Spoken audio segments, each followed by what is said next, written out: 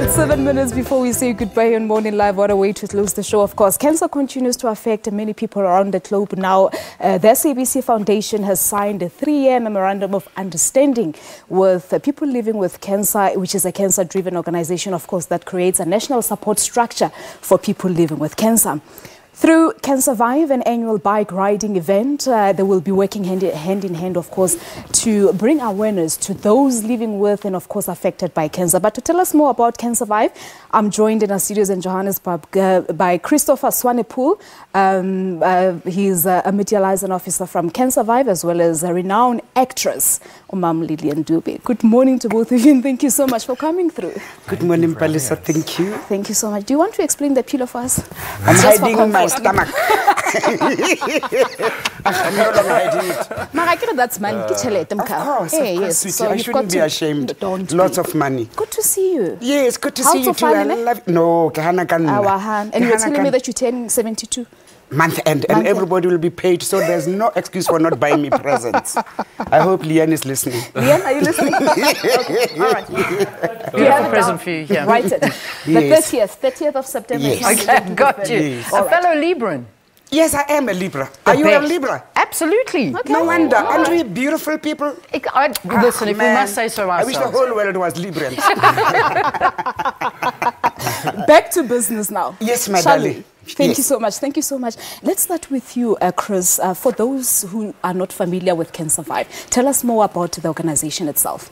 Okay, so Cancervive is a company or an NGO that does cancer awareness throughout the year, actually. So we have this flagship program of ours which features for 10 days, whereas we go out on bikes. We're about 30 people on bikes, and then we have a fleet of cars following us as well.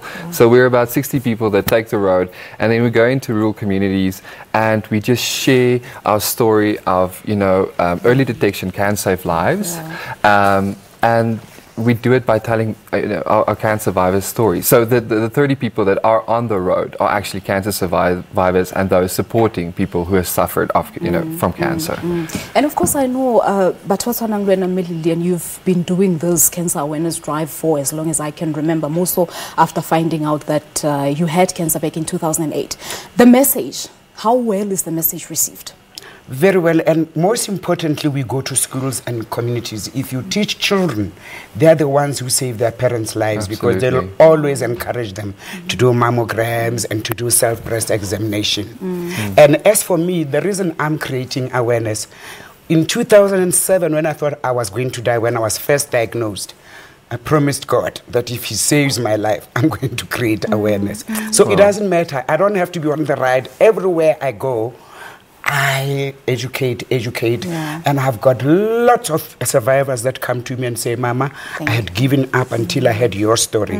So the most important thing, Wanaka, is early detection and early treatment. Which is something that we never even consider that much, because someone was telling me that you've got to sort of, try to check your breast every morning. And get a boyfriend to suck that tit. Oh, well, I have a husband. I have a Your husband. Yes, I have a husband. He mustn't just go to the till, he must start with the tits.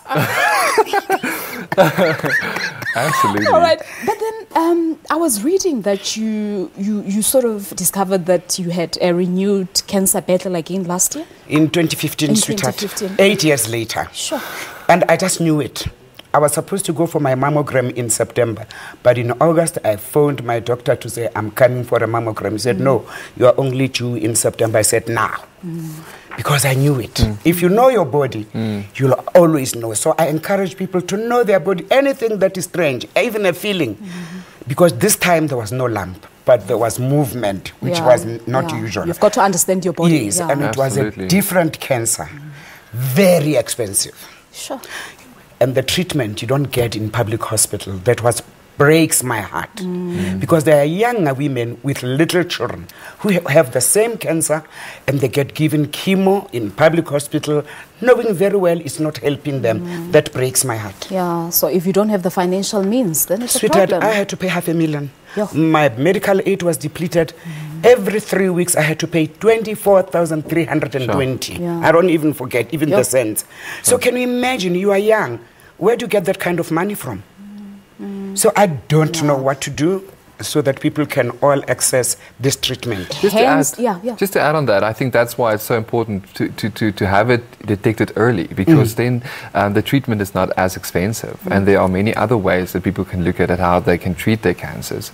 But and that's why our story, I believe, our message of hope is so important, that there is life beyond cancer. Even, you know, cancer is not a death sentence, and we are all affected by it. All right, and I know that you've also signed a memorandum of understanding with SABC Foundation. Yes, and so they are actually on board for a second year this year, and we're extremely excited, you know, to be sharing our story with them, and then on this specific platform. And just to get back to us as an organization, we will be hitting the road as of today for the next 10 days to again, you know, spread the word that cancer is not a death sentence, and to really, you know, tell people to do. We'll be in conversation with you, of course, throughout your journey. But thank you so much for coming through. Thank you, my darling. Thank you very much indeed. Well, there you have it. That's it from us. Thank you so much. We'll see you tomorrow morning for the Friday edition of Morning Live.